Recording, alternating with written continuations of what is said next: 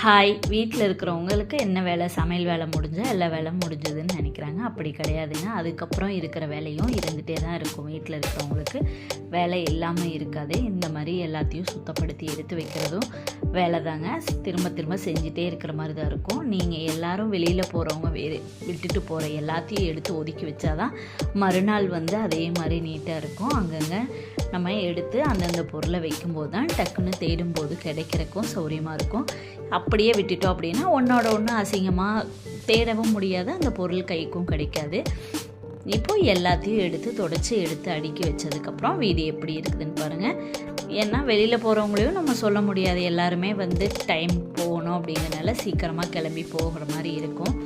அதுக்கப்புறம் வீட்டில் இருக்கிறவங்க எல்லாத்தையும் ஒதுக்கி தான் ஆகணும். அந்தந்த பொருளை அங்கங்கே எடுத்து வச்சு தான் ஆகணும்.